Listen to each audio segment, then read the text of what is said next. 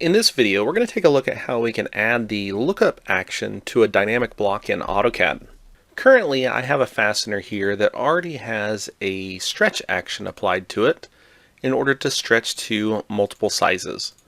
What I would like to do instead is I would like to have a drop-down list that gives me those different sizes, and I'd like to choose them from the list because it's a little difficult to tell how long each fastener is right now. To start then, I will go ahead and double click on the block to edit it and click OK. As you can see, there's already a linear parameter in here, and then of course the stretch action has been applied to it. I'm going to first add the lookup parameter. So I'll click on my parameters tab and choose the lookup parameter. Now wherever I click is where the drop-down list is going to go, so I'm going to click below the head here a little bit. Then I am going to associate the action with it. So I'll switch to the Actions tab, choose the Lookup Action, then select the Lookup Parameter. That's going to open up the Property Lookup table. What I will do here is add in which parameter I want to drive. So obviously there's only one parameter, distance 1.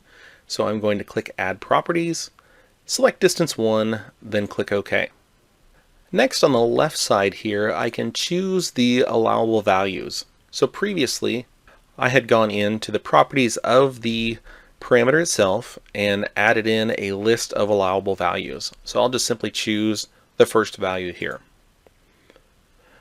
Then what I want to do is I want to have some nice looking text in my drop-down list itself. So I don't want it to just say 2, for example.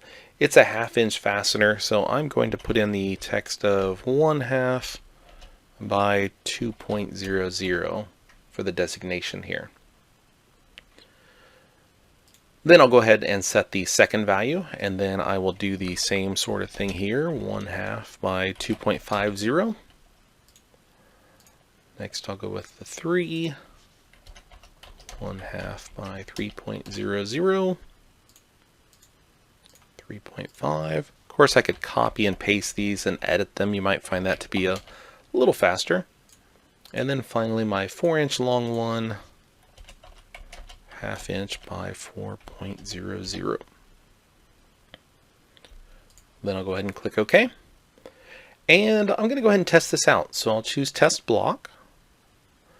I'll select my fastener here, choose my drop down arrow, and now you can see the text as I typed it, and when I choose the specific one, it will apply that value to the block itself. Now I still have the ability to stretch it as well using the stretch grip. Perhaps I want the drop down list to be the only way to select it, that way we can see the length that we are selecting. So I'm going to close my test block. Then back in my block editor, I'll select my distance parameter, right click and choose properties. Then I will scroll down to the bottom and I am going to set number of grips to 0. Then I can close my properties and close my block editor and save my changes.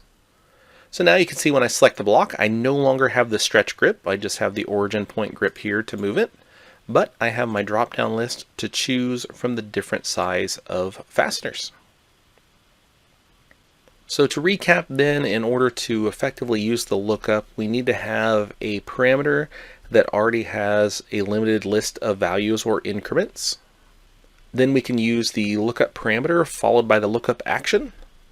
And then finally we can enter in the text that we wish to show up in the drop-down list. That concludes this look at adding the lookup action to a dynamic block in AutoCAD.